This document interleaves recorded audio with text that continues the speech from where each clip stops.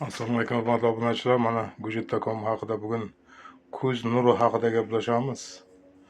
Ko'z nuriga Gujit.com mevalari qanday effekt beradimi, bermaydimi? O'sha haqida gaplashamiz, bahslashamiz qisqasi. Mana ko'zda nuri mana yosh ketavergandan keyin ko'z nuri pasayadi-da. Chunki ko'zda nurini ravshan qiladigan zioksidant degan bir moddalar bor-da. O'shalar kamayib ketish evaziga, ki mana qonni quyuqlash evaziga, ki mana qand kasali bor insonlarda ko'z nuri kamayib boshlaydi. O'sha uchun ko'zda nuri kamayishi mumkin. Bu Gujit.com mevalarimizda ko'zda nurini ko'paytirish deganda tarkibida zioksidant degan modda bor. Ko'zda nuriga javob beradigan. Ko'z nuri atrofidagi qon tomirlarda qon yaxshi aylanishi uchun. Mana qonni suyultirib beryapti, qon aylanishini yaxshilayapti, qonni yaxshi tozalayapti, immunitet ko'taryapti. Mana modda almashuvini yaxshilayapti, ichaklarni tozalayapti, qabziyatni oldini olyapti, hazmni yaxshilayapti, o't qopidagi dimlanishlarni olyapti, jigarni yog'lardan, toksinlardan tozalab beryapti. Mana shu ularda xususiyatlarda sizda yaxshigina bo'ladigan bo'lsa, sizda ko'zda nuri ham kamaymaydi. Ko'zda nuri kuchaysa kamaymaydi. O'sha uchun qo'rqmasdan iste'mol qilish mumkin. Bu narsa Gujit.com mevalarini aytilishi bo'yicha doimiy iste'mol qilib yurish kerak degan. To'g'ri, doimiy iste'mol qilib yurishga, doimiy sotib olishga qimmatli qiladi. 1 kilosi 550 ming. O'sha uchun bir ikkitagina ko'chatdan ekib olish kerak. Mana bu hovlida yashagan insonlar uchun juda bir qo'l keladi. Bir ekib olgandan keyin bir 2 yilgacha men bilan qo'ng'iroqlashib turasiz. Mana sendan olib ekuvdim, mana holatga keldi, mana bunaqa bo'ldi, mana hosilga kirdi. Endi qanday iste'mol qilish kerak, nima bilan iste'mol qilish kerak? Bir 2 yil qo'ng'iroqlashib turganingizda o'zingiz bir yaxshi mutaxassis bo'lasiz bu haqida. O'shandan keyin bemalol nafaqat o'zingiz, kerak bo'lsa oilaviy iste'mol qilish kerak. Bu nafaqat ko'z nuriga, deyarli hamma kasallikka foyda beryapti, hamma kasallikka. Hozir e'tibor qilib qarasangiz, kimda qanaqa kasal bo'lishidan qat'iy nazar hazmi buzilgan, o't qaytgan, o't qiyshaygan, o't yaxshi ishlamaydi. Mana ichakda zaharlanish bor, ishda qotish bor, jigarda yog' bosgan, jigarda tiqilmalar, o't yaxshi tashamaydi. Bunday bo'lgandan keyin har qanday kasal rivojlanadi-da. Hech qaysi kasal orqaga qaytmaydi bunaqa holatda. Qanaqa kasal bo'lsa rivojlanadi. Mana qon quyuq bo'lgandan keyin bu yerda immunitet ham rivojlana olmaydi. O'sha uchun qon doim normadagi suyuqlikda bo'lishi kerak. Buni doimiy iste'mol qilib yuradigan bo'lsangiz, qoningiz ham normadagi suyuqlikda bo'ladi. Shunda hech bir kasal sizni bezovta qilmaydi. Mana qarilik kasalliklari ham bezovta qilmaydi. O'zi insonda mana surunkali kasalliklar deyiladi. Mana sag'ir, davlina, suyak yemirilishi, ko'z nurining pasayib ketishi, jinsiy quvvati pasayishi, bular bari surunkali deb hisoblanadi. Buni davolab bo'lmaydi, bu vechni bo'lib ketadi. Yo'q, u bari bekor gap. Avloddan avlodga suriladi, sag'irladi deyiladi. Yo'q, u avloddan menga hozir avloddan avlodga surilmaydi.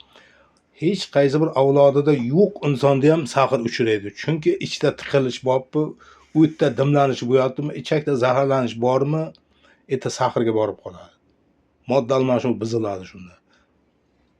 O'sha uchun bu Gujit.com mevalarimizdan doimiy iste'mol qilib yurish kerak. Doimiy iste'mol qilganda ham qanday bu iloji boricha maslahatli bo'lish kerak. Qo'ng'iroq qilingizlar har qanday vaziyatda.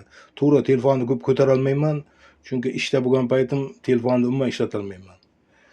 Ishda bo'lmagan bilan ishlataman. Shunday ekan mana o'sha nomerlarni saqlanib tursangiz Telegram chiqadi. Telegramga yozingizlar, vaqtim bo'lganda javob qaytaraveraman. Faqat maslahatli qilish kerak, maslahatli. Masalan, bu narsaga sizlarda opit bo'lmasa mumkin. Men mana shu sag'ir kasali uchun ham ko'z nuri, tanadagi og'doqlar hammasi uchun izlanishdaman, doim izlanaman. Qanday qilsak shuni yo'qotsak bo'ladi shu kasallarni.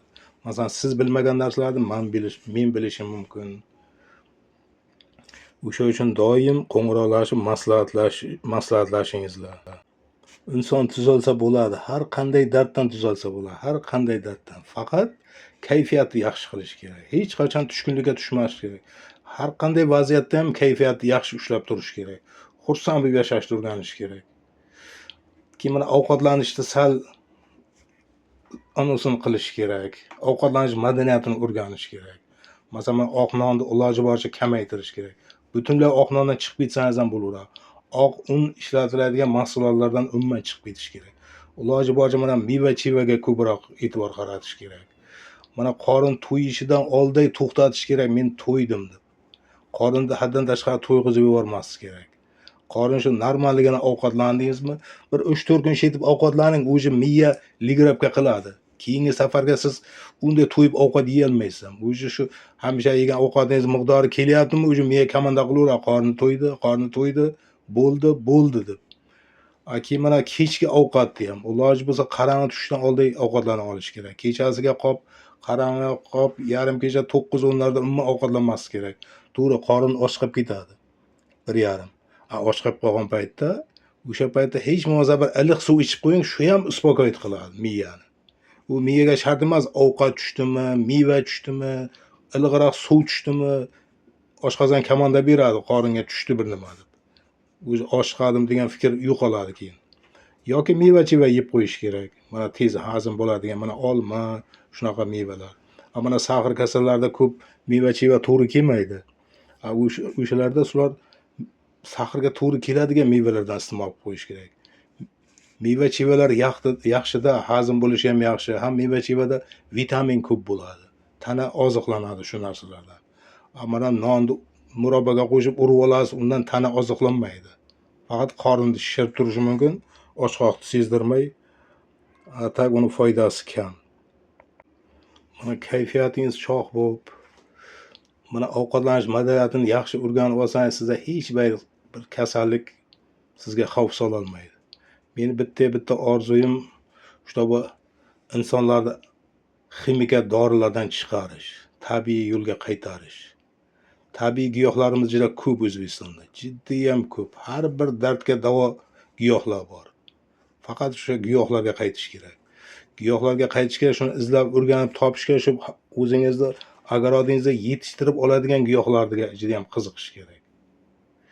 O'shanda sizga olgan pensiyangiz hammasi siz o'zingizga qoladi. Oyligingiz. Hozir shunaqa pensiyalar qo'ng'iroq qilishadi. O'g'lim deydi, pensiyamni orttira olmayman. Olib ichkim kelyapti deydi. Lekin pensiyam aptikan dorisidan ortmaydi deydi. Endi sal odam anav qilish kerak. To'g'ri, ularni ham tushunaman. Hozir hammamiz doriga o'rganib qolganmiz. Bedori yashay olmaymiz. Kimga qarasangiz 20-30 ta dori bilan yuradi. Bir joyga qidirib borsa ham dorisini olib boradi, uyga keldimi doriga o'tiradi. Dorini ham foydasi yaxshi. Mana ekstremal holatda yaxshi. Mana davrni to'satdan ko'tarilib ketgan bilan dori juda bir yaxshi foyda beradi. Lekin mana dori, u ichavergan dorilar davrlarni davolamaydi-da. O'sha uchun doridan chiqish kerak. Mana giyohlarni doimiy iste'mol qilib yuradigan bo'lsangiz, sizda dori ichishga hojatingiz ham qolmaydi. Siz fizika mehnat kam qilyapsizmi? Ovqat ham kam yeyish kerak. To'g'ri, fizika mehnat qilayotgan odamlar bor, ular ovqatni yaxshi yeydi, shunga yarasha energiyani tanadan chiqaradi. Bana ovqatni ko'p yegandan keyin, tanadan chiqmagandan keyin u sizni davrlaringizni ko'taradi, yo sag'ringizni ko'taradi. Ishda tiqilish paydo bo'ladi, ich qotishga paydo anav qiladi. Bizda o'zi ovqatlanish madaniyatini umuman bilmaymiz hamda. O'zi ovqatlanishdan oldin suyuqlik ichib olish kerak. Ovqat yeb bo'lgandan keyin suyuqlik iloji boricha ichmaslik kerak. Chunki mana suyuqlikda ichaveramiz, ovqatdan keyin suyuqlikda ichaveramiz. Boyna ovqatdan so'rilib oladigan anavlarni o'ldirib yuboradi barini. Keyin mana ichga tushgandan keyin u tez hazm bo'lib ketgandan keyin mana ichak so'rib oladigan minerallarni, vitaminlarni, oziqalarni ola olmagandan keyin ichda qotish paydo bo'ladi. Ichak u ich qotdimi, qotmadimi ichak so'rib olaveradi. Axlatdan ham so'rib olaveradi. Sveji mevadagi vitaminni ola olmay qolgandan keyin mana axlatga o'tgandan keyin keraksiz toksinlarni so'rib oladi. Buni jigarga olib beraveradi. O'sha uchun ovqatlanish madaniyatini o'rganishimiz kerak. Bu juda bir zarur narsa. Ovqatlanish uchun ham juda bir bilim kerak bo'lib qolyapti odamga. Bu kelib chiqadigan kasalliklar barisi ovqatlanishdan. Ovqatlanishni to'g'ri yo'lga qo'ysangiz hamma kasal so'rilib ketadi, hammasi. Mana ichingizda ich qotish yo'qmi? Mana ichaklar tozami? Tana o'zi har qanday kasalni so'rib chiqaraveradi tanadan. O'sha uchun e'tiborli bo'lish kerak. Ovqatlanish madaniyatini o'rganishimiz kerak. O'rganmas ekanmiz, sog'lom bo'la olmaymiz. Agar chini bilan ovqatlanish madaniyatini o'rganib oladigan bo'lsak, sizda hech qanaqa kasallik bo'lmaydi. Umringiz ham uzoq bo'ladi. Mana ichaklar toza bo'lgan odam xohlaysizmi yo'qmi uzoq umr ko'rasiz. Xohlaysizmi yo'qmi uzoq umr. O'sha uchun ichaklarni toza tutishga harakat qilish kerak. Ichakni qanday qilsak toza bo'ladi. U klizma qilib tozalash emas, mana yeb ichadigan ovqat bilan o'zi tozalab olish kerak ichakni. Shunda ichak yaxshi so'riladigan bo'ladi, qabziyat bo'lmaydi. O'shanda hamma darddan qutulgan bo'lasiz. Vegetakon mevalardan iste'mol qiladigan bo'lsangiz, doimo sizda ichaklarda yaxshi bir o'zgarish bo'ladi. Qorinda g'ummillash ham bo'lmaydi. Mana o't qopi dimlanib qaytib qolishlar ham bo'lmaydi. Chunki hazmni ham yaxshilab beradi deyilganda. O't qopida dimlanish bo'ldimi, hazm buziladi. Mana qo'ng'iroq so'rasangiz, mana o't qopini massajlarini ham o'rgataman.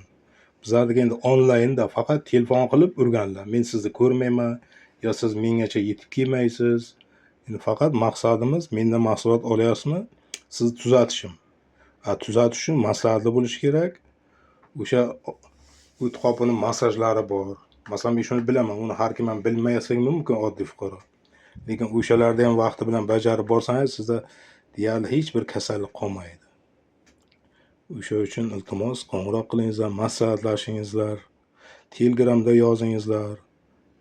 O'shanda qilib maqsadimiz bitta, sog'lom yashash, sog'lom hayot ko'rish, uzoq umr yashash, yaxshi yashash. Birovga ziyonimiz emas, birov kimgadir foydamiz tegib yashaylik. Doim duo olib yashaylik xalqimizdan. Mayli, e'tiborlaringiz uchun rahmat. Sog' bo'lingizlar, kasal bo'lmangizlar. Kommentariyalarda yozingizlar. Nima sizlarni bezovta qilyapti? Nima kasalliklar bo'yicha ichmoqchisizlar Vegetacomda? Mayli, sog' bo'lingizlar, kasal bo'lmangizlar doimo.